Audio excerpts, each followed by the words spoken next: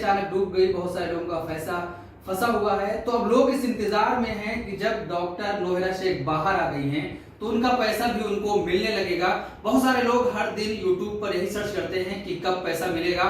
हमारे साथ आज बातचीत करने के लिए इस मुद्दे पर और फिर राजनीतिक इनकी पार्टी है एमईपी, उस पर बातचीत करने के लिए हमारे साथ मौजूद हैं Uttar Pradesh state working president मुतीउर Rahman अजीज। हम इनसे बातचीत करेंगे, कंपनी के बारे में भी जानेंगे और क्या है राजनीति, कहां 2024 की तैयारियां इनकी चल रही, कहां चुनाव लड़ेंगे। मुतीउर रहमान अजीज, सबसे पहले आपका स्वागत है टीवी 14 भारत में। बहुत बहुत शुक्रिया, आपके तमाम दर्शकों को भी मैं शुक्रगुजार हूँ। सबसे पहली बात मैं बता दूं कि अभी तारुफ करने के दरमियान में आपकी ज़ुबान से शायद मुगालते में ही सही, लेकिन एक लफ्ज़ निकला कि कंपनी डूब गई। कंपनी डूबी नहीं है, कंपनी पर साजिश के जाल फेंके गए। हर उस शख्स पर, हर उस बैकग्राउंड पर ऐसे जाल फेंके जाते हैं जो कि कम वक्त में ज़्यादा तरक्की करती है, या कहीं ना कहीं लोगों को इस चीज़ का एक गुमान होता है कि इनके आने से हमारी कुछ चीज़ें दब जाएंगी। तो कुछ ऐसे लोगों ने जिनको अपनी सियासी जिंदगी के तहस नहस होने का एक खतरा था, एक डर था, उन लोगों ने एक ऐसा पॉलिटिकल गेम खेला, पॉलिटिकल जाल फेंका और ऐसी साजिश का जाल फेंका कि ये कंपनी थोड़ी देर के लिए स्टॉप हुई थी। लेकिन हम कौन से लोग जानना चाहते हैं? आज दावे कर रहे हैं, यहाँ पर आकर दावे कर रहे हैं, बड़ी बड़ी बातें कर रहे हैं, मजलिस पर बहुत से इल्जाम लगाएंगे, मगर मैं आपको बताना चाह रहा हूं कि मजलिस ने 2012 में किसी ने एक बिलासूदी कारोबार का आगाज किया था। मैंने 2012 की गवर्नमेंट से कहा था ये बिलासूदी कारोबार के नाम पर गरीबों के पैसे लूटने वाली कंपनी है। किसी ने यकीन नहीं किया। कर्नाटका का इलेक्शन भी लड़े, अब क्या हुआ कि पूरा का पूरा पैसा लेकर गायब और गरीब परेशान। कुछ सियासी लोग हैं, मैं उनका नाम लेकर के किसी भी तरह से उनको हाईलाइट नहीं करना चाहता, लेकिन अगर बैकग्राउंड पर आप जाएंगे और सर्च करेंगे तो आपको बहुत बेहतर तरीके से पता लग जाएगा कि हैदराबाद की सरजमीन पर यह जाल फेंका गया। वहां पर आलमा डॉक्टर नोहेरा शेख साहिबा को गिरफ्तार किया गया। उनकी गिरफ्तारी अमल में ला करके किन लोगों को फायदा हो सकता था बैंकिंग सेक्टर में, किनके सूद की दुनिया को पनपने का एक मौका मिलता है आलमा डॉक्टर नोहेरा शेख साहिबा की गिरफ्तार करने से और उनको पीछे ढकेल देने से किन लोगों की सियासी बिसात और बढ़ती है। तो इसमें किसी का नाम लेने की जरूरत नहीं पड़ती है, बस पूरी दुनिया जानती है। इंशाअल्लाह ताला आप भी जब सर्च करेंगे इस चीज को तो आप भी समझ जाएंगे कि किन लोगों ने ये सियासी जाल फेंका था। जब डॉक्टर नोहेरा शेख गिरफ्तार हुई तो बहुत सारे लोग जो अनुमान लगाए थे पैसा मिलेगा, पैसा बंद हो गया ना, लेकिन जब वो बाहर आ गई तो ये खबर आई कि पैसा मिलेगा। तो क्या प्रोसेस चल रहा है अभी, जो लोग ये सर्च कर रहे हैं लगातार, उनके बारे में कुछ बताएंगे? अभी कल ही मैंने एक इंटरव्यू दिया था, कुछ लोग ऐसे हैं जो ये कह रहे हैं कि पैसा रुक गया है, जबकि मैं आपको बता दूं और आपके तमाम दर्शकों को बता दूं कि जिस दिन आलमा डॉक्टर नोहेरा शेख साहिबा गिरफ्तार हुई थी उस दिन भी लोगों का पैसा नहीं रुका था। एक बात। दूसरी बात, जब वो गिरफ्तार हो गई तब भी उनके पीछे जो उनके अहले खाना, उनके बोर्ड ऑफ डायरेक्टर्स, उन लोगों ने इस मुहिम को रुकने नहीं दिया। कैश की शक्ल में, गोल्ड और सोने की शक्ल में लगभग 100 किलो सोने और कई करोड़ रुपए, उस दरमियान में जब आलमा डॉक्टर नोहेरा शेख साहिबा को इधर से उधर जेल टू जेल घुमाया जा रहा था, उस वक्त उन्होंने लोगों के पैसे 100 किलो, जहां तक कि मेरे इल्म के मुताबिक 100 किलो सोने जेवरात दे करके लोगों को उन्होंने राहत पहुंचाई। ये तो उस दरमियान की बात बताया जब वो गिरफ्तार थी, या उस दिन की बताया जिस दिन वो गिरफ्तार हुई। जिस दिन वो रिहा की गई सुप्रीम कोर्ट ऑफ इंडिया के जरिए से, उस दिन तक अब तक सैकड़ों करोड़ रुपए लोगों को ऐसी हालत में उन्होंने तकसीम किए हैं, उन्होंने प्रोवाइड किए हैं, लोगों को दिए हैं अलग अलग जरिए से, कि मतलब सैकड़ों करोड़ रुपए उन्होंने लोगों को दिए हैं। लेकिन बहुत सारे ऐसे लोग हैं जो पैसे लगाए लेकिन नहीं मिला अभी तक उनको। हाँ, जानकारी भी ऐसे हैं। वक्त ऐसा चला, इस बात से तो दुनिया की कोई भी ताकत इनकार नहीं कर सकती कि कंपनी के चलते हुए आलमा डॉक्टर नोहेरा शेख साहिबा के ऊपर साजिशी जाल फेंका गया तो लोग इन्वेस्टमेंट कर रहे थे, कंपनी बेहतर से बेहतर चल रही थी, लोगों को इनकम आ रहा था, लोग उस दिन भी इन्वेस्ट कर रहे थे जिस दिन आलमा डॉक्टर नौहरा शेख साहिबा को गिरफ्तार किया गया।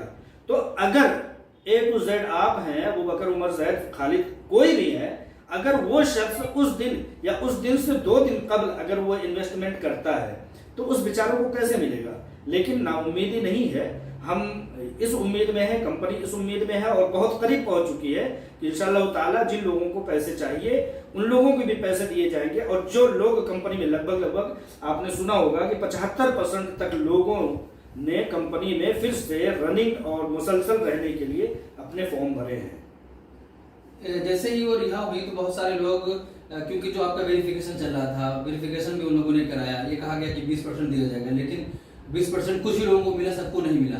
तो क्या जो कहा गया था या फिर जो पैसा उन्होंने लगाया है क्या फिर से शुरू होने वाला है?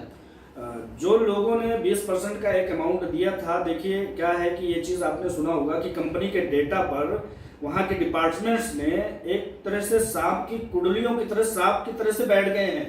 उस डेटा को वो प्रोवाइड नहीं कर रही है। आलमा डॉक्टर नौहरा शेख साहिबा की board of director Heera group of companies के लोगों की एक बहुत बड़ी समझिए कि नेकनामी है, उनकी खुशनीयती है कि वो ऐसे दरमियान में, जबकि उनको डेटा नहीं दिया गया, जबकि उनको उनकी तमाम चीजें, कंप्यूटर, लैपटॉप, मोबाइल, उन सब चीजों में जिसमें उनके डेटा और सर्वर मतलब थे, उस चीज को नहीं दिया गया। उस दरमियान में उन्होंने किस हिसाब किताब से लोगों को 20% अमाउंट दिया, बड़े अमाउंट भी दिए हैं। जैसे जिस चीज को उन्होंने वेरिफिकेशन किया, वेरिफिकेशन करके लोगों को उन्होंने दिया है। डेटा मतलब गायब हो गया है? डेटा गायब नहीं हुआ है, डेटा पर एक साजिशी जुजाल फेंका गया है। तो ये एक सियासी लोगों का और डिपार्टमेंटल लोगों का एक मिली भगत है, दोनों की मिली भगत से ये चीज हुआ है, गायब नहीं हुआ है। उन लोगों ने कहीं ना कहीं एक तरह से कुंडली मार के बैठे हुए हैं, कोई ना कोई उनका मुतालबा होगा, कोई ना कोई उनका एम और मकसद होगा कि वो नहीं दे रहे हैं।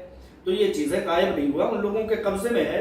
अब वो डिपार्टमेंट के हवाले है, सुप्रीम कोर्ट के हवाले है, वो कब देते हैं उन लोगों की बात है। आलमा डॉक्टर नौहरा शेख साहिबा का और हीरा ग्रुप ऑफ कंपनीज के बोर्ड ऑफ डायरेक्टर्स का कहना यह है कि इंशाअल्लाह ताला हम दूसरे तरीके से गोडेडी सर्वर से और दूसरे तरीके से हम उसको दूसरे तरीके से ले करके कुछ मेंटेन भी कर रहे हैं, कुछ बना भी रहे हैं और कुछ दूसरे लोगों से सर्वर हासिल भी कर रहे हैं। तो इंशाअल्लाह ताला वो चीज करीब है कि मामला जल्द से जल्द निपट जाएगा। मतलब जितने लोगों ने पैसा लगाया था अब उनको मिलेगा?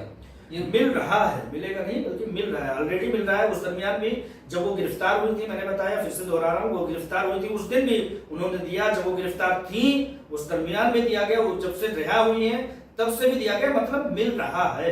लेकिन बहुत सारे लोग हैं नहीं मिल रहा हमको, बहुत सारे लोग, बड़ी तादाद है ना। अगर बैंक में जाकर के लाइन में लग जाए और ये कहें कि लाओ एक वक्त में अभी के अभी सबको दे दो, तो एक बैंक का, एक रिजर्व बैंक भी मतलब स्टैंड नहीं रह जाएगा। तो एक वक्त में अगर सब कोई चाह रहे हैं तो उसके लिए एक वक्त में भी दे देंगे, मतलब मिलेगा सबको, अल्हम्दुलिल्लाह मिलेगा सबको, इसमें कोई दो राय नहीं, 101% सबको मिलेगा। अच्छा, जो आपकी राजनीतिक पार्टी है ऑल इंडिया महिला एम्पावरमेंट पार्टी, तो इसके जरिए आप क्या काम कर रहे हैं? क्या 2024 के इलेक्शन की लड़ने की तैयारी कर रहे हैं? सबसे पहली बात तो रियासती जितने इलेक्शन हैं, जैसे अभी जो है उत्तर प्रदेश का इलेक्शन गया है, सबसे बड़ा स्टेट था, इसमें मैं पूरी तरह से मुतहरिक था। तो दरमियान में जितने भी स्टेट इलेक्शन आएंगे उन सब में हम कॉन्टेस्ट करेंगे, जितनी भी हमारी पहुंच होगी, हमारी मिकदार होगी, हमारी ताकत होगी, तमाम स्टेट के इलेक्शनों में भी हम जाएंगे। और मेन हमारा असल मकसद जो है 2024 है, इंशाअल्लाह ताला उसमें पूरे दमखम से, पूरी ताकत और जोर आजमाइश से उसमें उतरेंगे। लोकसभा का चुनाव, लोकसभा पूरे देश में या कहीं कुछ? पूरे मुल्क में उतरेंगे, जहां जहां बेहतर कैंडिडेट हमको मिलेंगे, हर जगह से मिलेंगे। 550 या 503 जितनी भी सीटें हैं, हर सीट से हम इंशाअल्लाह।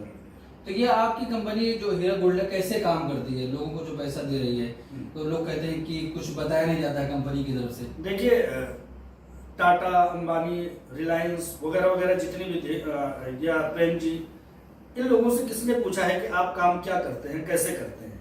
तो ये सबसे पहली बात तो नादानी की बात है। चूंकि आपके हम करीबी लोग हैं, इसलिए ये पूछने की जसारत कर लेते हैं। कोई शख्स वोडाफोन में, एयरटेल फोन में फोन करके ये पूछे कि भाई तुम्हारी आज की इनकम किसने हुई है, बहुत बड़ी मजाकाखेज बात है। आज तक किसी ने नहीं पूछा होगा। हाँ, कंपनी का, हीरा ग्रुप ऑफ कंपनीज का अलग अलग कारोबार है, टेक्सटाइल का कारोबार है, इंपोर्ट एक्सपोर्ट का कारोबार है, गोल्ड माइनिंग का काम है और वाटर प्योरीफायर का काम है। अलग अलग वक्त में उनके लगभग 25 से 30 कंपनियां ऐसी हैं जो अल्हम्दुलिल्लाह चल रही हैं।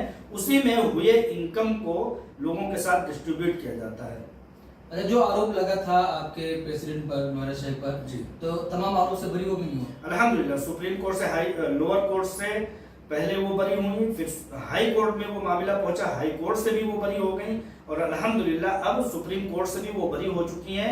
सुप्रीम कोर्ट ने वाज़ेह अल्फाज में, वाज़ेह ऑर्डर में ये कह दिया है कि Heera group of companies company थी, कंपनी है और कंपनी रहेगी। लिहाजा company, Heera group of companies अपनी कंपनियों को रन कर सकती है, अपने कारोबार को चला सकती है। लिहाजा उसी के आदेश पर लगभग अब तक जो हिंदुस्तान के अलग अलग जगहों पर मॉल्स हैं उन सब को ओपन कर दिया गया है। तिरुपति में, हैदराबाद में है, बेंगलोर में है, मुंबई में है, तमाम मॉल्स को खोल दिया गया है और एक नया बिजनेस शुरू किया गया है हीरा डिजिटल वर्ल्ड के नाम से। वो भी बेहतर रिस्पॉन्स कर रहा है जो आलमी पैमाने का है अल्हम्दुलिल्लाह। तो ये कंपनी अभी आपकी माइनस में है या है कि प्लस में चल रही है? ये तो इंटरनल मामला है कि जब हिसाब किताब करने बैठेंगे तो कंपनी वाले बताएंगे कि हम माइनस में हैं या प्लस में हैं। इंशाअल्लाह ताला जब अल्लाह ताला की रजामंदी को सामने रख करके, तमाम उसूल व ज़वाबित, तमाम शरीयत को सामने रख करके जब हम काम करते हैं तो किसी भी तरह से माइनस में जाने की जरूरत ही नहीं है। हाँ, ये चीज मैं आपको बताऊं कि इस दरमियान में जब कंपनी पर साजिशी जाल फेंके गए, उस दरमियान में जो कुछ भी नुकसानात हुए हैं उसको कंपनी ने अपने कंधे पर उठा लिया है। उसका हीरा ग्रुप के इन्वेस्टर्स से किसी भी तरह का कोई लेना देना नहीं है। उस नुकसान को कंपनी ने खुद बर्दाश्त किया है। एक लास्ट सवाल फिर से करूंगा कि जिन लोगों का पैसा अभी तक रुका हुआ है, नहीं मिला है किसी भी वजह से, तो क्या वो अब उम्मीद जगा सकते हैं उनको पैसा मिलेगा? अल्हम्दुलिल्लाह उन लोगों को उम्मीद है।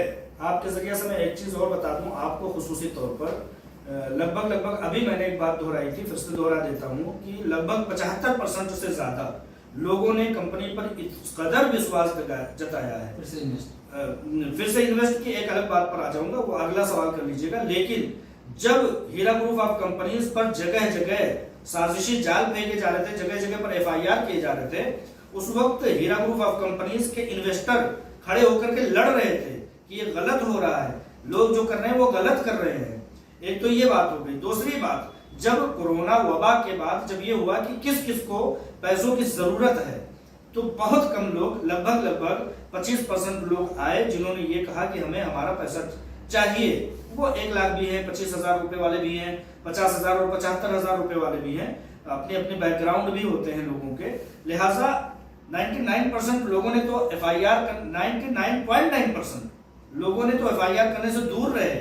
और जब ये कहा गया कि कंपनी से जिन लोगों को पैसे वापस लेने हैं, विड्रॉल लेने हैं, वो ले लें, तो सिर्फ और सिर्फ 25% अपनी जरूरतों के हिसाब से, आई एम सॉरी कह करके कि मैं अपनी जरूरियात से ये पैसे ले रहा हूं, कंपनी से हमें कोई एतराज नहीं है, उन लोगों ने अपने पैसे लिए। और 75% लोगों ने कंपनी में अपने आप को तसलसल किया है, कंटिन्यू का फॉर्म भरा है। तो इससे अंदाजा लग सकता है कि कंपनी पर कितना भरोसा है लोगों को। और लोगों को भरोसा है तभी जाकर के वो इस उम्मीद में दिन पल वो इंतजार कर रहे हैं कि काश ये अभी मिल जाए, काश कल मिल जाए। कल जिसको उम्मीद ही नहीं होती, जिसको उम्मीद ही नहीं होगी, वो कहां पर भरोसा करेगा। आप देख लीजिए सहारा के मामले को देख लीजिए। एक बेंगलोर से एक क्या कहते हैं, एक कंपनी हुआ करती थी, उसको देख लीजिए। उसके वर्कर, उसके इन्वेस्टर, उसके तमाम तरह के सरमायाकार, आज तक कोई भी मुल्क का कोई शख्स पूछ दे कि सहारा कंपनी के कोई भी इन्वेस्टर हैं जो उम्मीद से बैठे हैं, कोई उम्मीद में नहीं है।